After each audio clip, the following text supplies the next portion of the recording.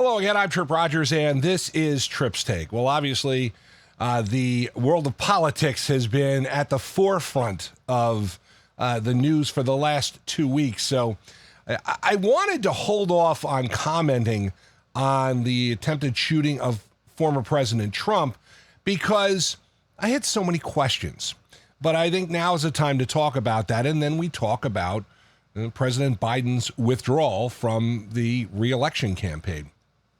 First of all, the shooting of former President Trump, if it succeeded, would have been devastating to this country. Now, listen, I understand Donald Trump, very polarizing. I get it. But you never want to see someone killed while they're running for office. Because, again, and the other part of this, which just absolutely blows my mind, is that this guy was able to get into a position to shoot him when people were commenting on this guy on the roof. I mean, that is the part of this that absolutely fries my mind. To talk about an epic failure. And the Secret Service points the finger at the local police, and the local police say, oh, well, the guy didn't show up. I don't care. I don't care. The fact that it happened just absolutely mystifies me in the year of 2024. Just blows my mind. And this guy supposedly was reconning for a while. Come on, man. I mean, this was just epic proportions. Now, of course, the Secret Service director has resigned, and rightfully so. I mean, it's on her. The buck stops at the top.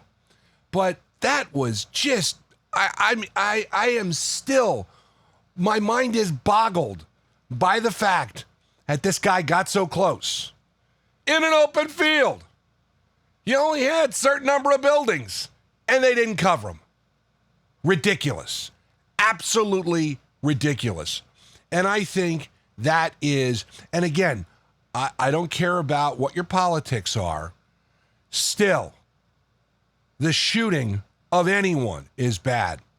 And the fact that somebody died, if the story is true, that they had this guy in their sights and they couldn't fire until he took a shot, that's just absolutely a crime. And, we won't know what happened because dead men tell no tales, but unfortunately there was somebody who was killed. And I just think this whole thing is just such a bad thing. It's bad. I'm sorry. And gun violence, never the answer. And unfortunately, every day in Savannah, we're hearing about a shooting or an incident involving a gun and somebody getting injured or somebody getting killed. It's like the Wild West out there. It's a shame. Now we move on to the other side of this. I mean, it was obvious after the first debate that President Biden was not going to last the campaign. He couldn't do it. He just couldn't do it. I mean, there's got to be a point where you got to look in the mirror and say, I don't know. And President Biden reached that point and said, okay, I'm out. Now, the one thing I have said to I think it's no secret. I am conservative. I am very conservative. I'm not liberal. I will sometimes support liberal candidates, but I, for the most part, am I am a conservative. But I said at the time, Donald Trump, he'd be careful what he wishes for, because the problem that he's going to have now, and regardless of what you feel about the VP, who's succeeding Biden, the age card now goes against him. The Democrats now have a younger candidate. He's the old guy. And I think that could be a factor going down the road. Now, the other part of it is that Vice President Harris has really done nothing in the last few years to really show us that she's ready to take the presidency. I'll be interested to see who she does pick as a vice presidential running mate, because that will be interesting, because I think Donald Trump, by going with J.D. Vance, went with a younger guy.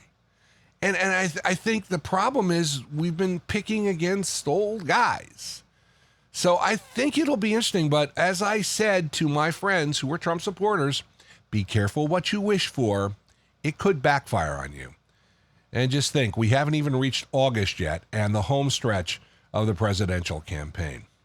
That is Tripp's Take for July 25th, 2024. I'd love to hear your comments and questions. Please feel free to email me at trippstake@gmail.com. Fantasy football players training camp has begun, and that means a new season of the Fantasy Sultans with the Hall of Famer Mike Sheck and yours truly will be available. Our first show will drop in early August, and of course you can get that on Spotify for podcasters and YouTube, same places you find this. Just ask for or search for the Fantasy Sultans. If you like the music of the 60s, 70s, and 80s, give a listen to WTRSradio.com. Thank you very much for joining me. I appreciate your support, and I appreciate you joining me each week. For now, Tripp Rogers. Make it a great one.